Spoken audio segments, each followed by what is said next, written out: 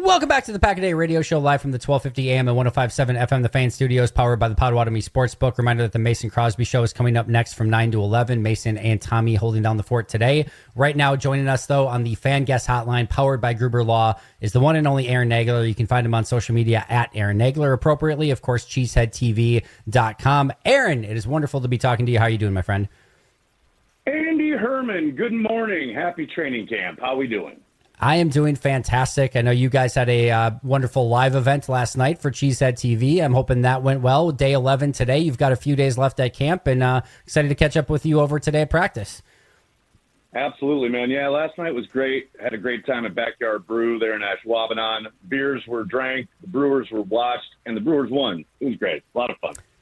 Well, we might talk a little bit about that as well. I always love, you and I are, constantly talking Packers at all points in time. And we, of course, are, nonstop covering them and researching, etc. But we have just enough information to be dangerous when it comes to talk about Brewers baseball, which is the exact sweet spot that you want to be in for a radio show. So we might get to talk a little bit of that at the end here. But before we get there, I want to talk about Nate Hobbs, his injury. We've already got people freaking out on the internet, which is what people on the internet are apt to do, Aaron. But your thoughts on this Nate Hobbs injury and what it potentially means for the secondary? I mean, I think it's perfect. The guy was blowing up Packers players left and right while he was out there, establishing himself, showing a new attitude on the defensive side of the ball. But you can't have that. You can't be hurting your own guys. So they shut him down until the start of the season where it can hurt other people, other players on other teams. I mean, I'm kind of kidding, but I don't see the problem here. They said it was mostly preventative. That was the report from Bill Huber over there at Sports Illustrated. And they wanted to make sure it wasn't a problem throughout the season. It's certainly very clear that he is going to be a positive addition to the secondary. You saw that out there at those practices. I think the people freaking out really need to, relax, take a breath, go outside, and remember that it's a game and it's a lot of fun. And that's what Hobbs does when he's out there hitting people. Yeah, I think so too. Taking it to the other team.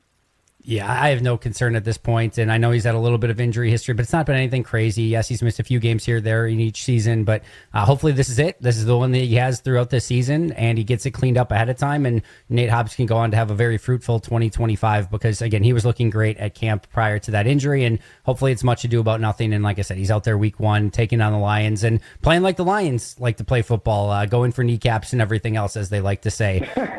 You've obviously... Yeah, you've obviously been out there at training camp for the last, week and a half now. I just kind of want to ask you what your kind of key takeaways have been. I'll let you go in any direction that you want, but what are some of the things that you've been marinating on as you've been out there at practice? It's interesting to watch the kind of shuffling of the offensive line, mostly kind of by necessity, but also a little bit by design as far as they preach versatility, and they've certainly put a lot of different guys in a lot of different spots. To me, so much of this kind of stretch here from now through the preseason games is about, settling on obviously left tackle and then by association right guard, because Jordan Morgan's had a real good kind of stretch here these last 4 practices or so, exclusively playing left tackle with the first unit. And I thought he had a bit of a rough go of it on family night until I went back and watched it. And I was, wait a second, this guy actually played pretty darn well. And yes, he had certainly some teachable moments, but I'm just wondering how that shakes out, because Rasheed Walker clearly has been the guy the last couple of years, and I think has played very well. But he's been out with an injury, and it's given Morgan an opportunity to really bank some reps. So to me, I talk about this all the time over at Cheesehead TV. I know people get so excited about the skill players and all the big plays and the bomb to Dobbs yesterday, and that's great. I love it. It's a lot of fun. The offensive line is the engine of your offense. You're only going to go as far as they go. So that, to me, is what I've been focused on, and I will continue to focus on while I'm here. Yeah, and I appreciate that as well, because sometimes it's a thankless job because, as you know, again, it's not always the sexiest thing. But like you said, it's the engine that makes this team go. And that's where I'm at, too, of if Jordan Morgan does end up being the sixth offensive lineman going into the season, and it's just Walker and Banks, Jenkins, Zach Tom, Sean Ryan along the offensive line, so be it. Like the fact that they have that depth along the offensive line, you still got Jacob Monk, Anthony Belton, amongst others. You're going to need that throughout the course of the season. I've been pretty pleased. There's a lot of people that already just seem out on Jordan Morgan. I don't get it at all. I think he's going to be a good offensive lineman. I think there's a strong chance he could end up in a rotation, maybe at left tackle with Rasheed Walker. Let me ask you about that as we're being joined by Aaron Nagler, CheeseHeadTV. Find him on social media at Aaron Nagler. How do you feel about the Packers' propensity to rotate some of these guys, whether it be maybe at left tackle, maybe at right guard? We've seen it with John Runyon Jr. In the past. We've seen it with Yash Nyman and Rasheed Walker at left tackle. So they've done this before. I'm sure they're going to do it again. How do you feel about these rotations along the offensive line? Yeah, as an old head, Andy, I got to admit it is weird to me. I'm not, predisposed to try and be open-minded about it, but I have forced myself to be, because as you point out, they've done it plenty of times now, and it's been pretty successful. I understand the idea of cross-training, and they want to get guys reps, and there's nothing like live action. I think some of it is a product of the CBA and the fact that you don't get anything close to what you used to as far as a brutally long offseason in pads where you could really build your offensive line and hone it to a point where, okay, maybe you don't need to, you can declare your absolute, these are your five best, et cetera. But I think because there's such limited time in the offseason, there's certainly way fewer padded practices now than there were, say, even 10 years ago, let alone 20 years ago, that I get they're looking at it and approaching it in a different way. And they, like I said, they've had good results. So I still kind of bristle at times because even LaFleur, at the end of the offseason program, was asked about offensive line play in general and his offensive line. He said, there's nothing like that cohesion. Well, okay, how do you get that cohesion when you keep running guys in and out, even within a game? That's the other thing. We're not talking like week to week. We're talking within drive to drive. So to me, I kind of bristle. Like I said, I'm an old head about it, but I can't argue with the results. They have been good. So they're doing something right. They have a new approach, and it seems to be working. I joked around the other day of like, we've heard forever that this isn't Madden. You can't just go into player management and take a left tackle and move him to right guard. It doesn't work that way. And the Packers are like, actually, it does kind of work that way. We're just going to take our second year. It is exactly Madden. Thank you very much. Yeah, it is. So like, they're just like, we're just going to take Jordan Morgan, our young guy. We're just going to put him wherever the heck we want in any given moment. He'll be fine. He'll figure it out. So it is kind of like, after all the years of being told that's not how it works, they're just like, that's how it's going to work for us. All right. As mentioned, you've been out there a ton at camp, and I just want to kind of get some of your standouts and quiet players so far. So again, players, we'll start with standouts. Who's been somebody that's maybe caught your eye, a couple players that you're just maybe excited to talk about or excited to see how they maybe perform in preseason? Well, the obvious one is Matthew Golden. You can't go a single day without him making some really impressive play, really showing off the skill set that obviously caught the Packers' attention, made him their first-round pick. That's an obvious one, and I'm excited to see him get into some more live action against opponents, these joint practices, certainly week one. But, Golden has been, so far, as advertised, and I think even probably a little better than I expected him to be.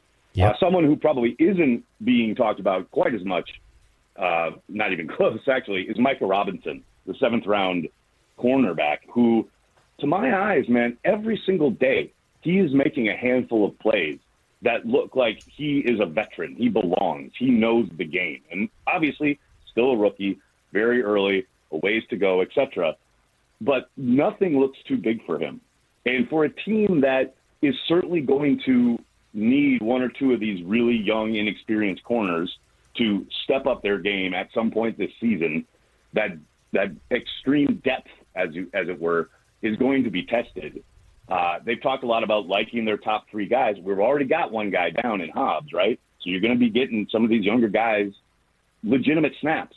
And to my eyes, Robinson has certainly looked like he could step in and kind of staunch the bleeding, so to speak, if he were called upon. Again, very anxious to see him when things are live in a competitive situation where, they're game planning and they're trying to take advantage of the rookie, et cetera. But, man, so far he has answered every bell, and I'm excited to see him continue to develop.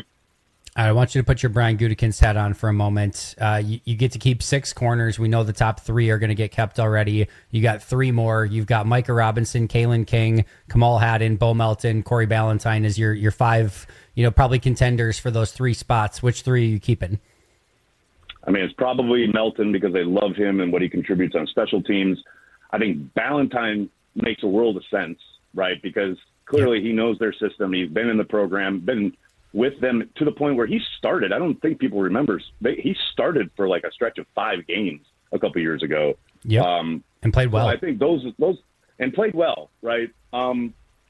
Then I think Robinson's got a real shot. Like those are the 3 that I would suspect that they roll with. But again, all it takes is a stretch of 2 or 3 practices for Haddon to jump up, right? Or Kalen King too. And I think King's had a good camp up to this point. But that would be my guess at this moment right now. But again, things can change real quickly. Yes, they can. Kamal Haddon's my guy, but he needs to get back out there practicing. He's been banged up the last week or so. We talked about the standouts so far. There's also, probably some quiet players. Who's somebody that maybe over the course of the next, few weeks of training camp you'd like to see maybe make a little bit more noise? Well, we talked about this, I believe, in the press box on Family Night. But man, Devontae Wyatt has been real quiet, and maybe, who knows, there may be extenuating circumstances there. Maybe it's the kind of stuff we've been watching them do install-wise. Maybe they're running plays to try and take advantage of him. I don't know, but he has been awfully quiet for a guy that they are certainly depending on at that 3-tech spot to create havoc and get in the backfield and blow things up and cause problems for the offense. Haven't seen a whole lot of that. Now, that doesn't mean, again, it's camp, so we're on the sideline. It's hard to see a lot of the interior stuff along the offensive and defensive lines. But, yeah, as far as what I would have probably expected coming into this camp versus what we've seen so far, he's been pretty quiet. And the other guy, I think, is Jaden Reed, who finally, I think yesterday, finally started to make some plays, right? Big time. Up until, I want to say, like, Family Night, saw him get a little bit more involved, but it's been a pretty quiet summer. And, like, look, maybe that's just a product of the type of stuff they're working on install-wise, because he is never out there when they go 2 wide receivers. He has strictly been running in the slot, very strictly the third receiver, so to speak. So maybe it's just a product of they're working on other personnel groups. I don't know, but he has been awfully quiet until yesterday, where he made 2 phenomenal catches, one in a 2-minute drill, one at the end of game period. That second one was a tough catch, too, and he really did his best to come down with it. That's a guy they're going to need, right? I know, like I just talked about, there's a lot of excitement around Golden. Like Romeo Dobbs has had an outstanding summer. Yep. But they're going to need Jaden Reed. They are absolutely going to need Jaden Reed to do what they want to do. And it was just good to see him finally kind of contribute in a big way yesterday. But, yeah, up until then, it's been a pretty quiet summer for Jaden. Yeah, I totally agree. I had him on my list as well when I put this together the other day, and just a player that you want to see really break out in this upcoming season, get back. He had a rough second half of last year, and I expect he's going to get back playing to the level that we're expecting him to play at, but had been a quiet camp up until pretty much, like you said, just about yesterday. You mentioned Devontae Wyatt along the interior of that defensive line. Now, this player is not playing against the ones per se, but one defensive tackle who has consistently made noise is Nir Stackhouse, the undrafted free agent from Georgia. I mean, every day you see him either stuffing a run, getting into the backfield. He was 2-0 against Jacob Monk in the one-on-ones yesterday. Like, I don't know what more you can kind of ask of him at this point other than just moving him up the depth chart and seeing if he can hang against some of the either starters or at least, again, more of the second-team guys. Yeah, I've absolutely loved his camp. And it's interesting because I saw him that first day I was in town. I was, because, look, they're going to need help along the interior, especially on early downs, if they want to keep up playing the type of run defense they played last year. And he seems to be the ticket there. The pads weren't on, and it was very impressive that first day. And I thought, okay, Aaron, just temper your enthusiasm here. Pads came on, and he just got better. And it, like you said, it seems like he's either pushing the pocket. He's not a great pass rusher. You don't think you're going to get a ton of pass rush from him. But he certainly resets the line of scrimmage. Or if they are trying to run and they're firing off the ball, you're not moving him a whole lot. And that is, very noticeable. And to your point, they have starting to kick him up more against the twos. And he's even had, a handful, I want to say last Thursday, he had a handful of snaps against the ones. Same thing happened on Family Night. You can tell, that process seems to have begun. I think they are feeling pretty well about what they have there. Again, we got joints to go. We got preseason to go. But if he keeps doing what he's been doing, he's not going to be on the 53. He's going to be in the rotation at a significant level. Yeah, to me, it's already would be incredibly difficult to just be like, yeah, let's subject that guy to waivers and hope he makes it back to the practice squad. He looked really, really talented, and I would not want to take that risk if I were Green Bay. A couple other things before we get out of here with Aaron Nagler, CheeseHeadTV. Find him on social media at Aaron Nagler. All right, couple just quick thoughts on who you're going to be watching Packers Jets this Saturday. I mean, obviously against the lines, always about the offensive and defensive lines. I'd love to see more of Anthony Belton. I've been really pleasantly surprised at how athletic he has been or has shown to be. I mean, a man that size, I know obviously he was picked with a premium pick. You expect an athlete of some kind, but man, when you're there live at least, it jumps off the field. So very excited to watch him. And then ultimately, man, just stay healthy. I mean, that's it. Each and every one of these preseason games, I'm just like, kind of crossing my fingers and toes and rubbing a lucky rabbit's foot, just hoping to get out of the game without, any significant injuries. So if they can do that, get what they need on tape, that's a win. All right, Sterling Sharp, Hall of Fame this past weekend, deservedly so. What are your memories of Sterling Sharp and why he was as great as he was and why he was so deserving of that Hall of Fame nod? I mean, long overdue. I've been banging that drum at CheeseHeadTV for, it feels like decades. Probably has been decades. I mean, I always say he was the greatest football player I ever saw with my own two eyes. And I've seen a lot of great players, but the way he could absolutely dominate an opponent when not only the entire defense, the entire stadium knew that the ball was going to him. They wanted to get him the football. And especially when Brett got on the scene, they did quite a bit. And you couldn't stop him. You just couldn't stop him. It didn't matter if you rolled coverage. It didn't matter if you clouded him. It didn't matter if you rolled that safety over the top. He was going to get open. And he was going to make something happen after the ball got in his hand. Just the single greatest receiver I ever saw in my life.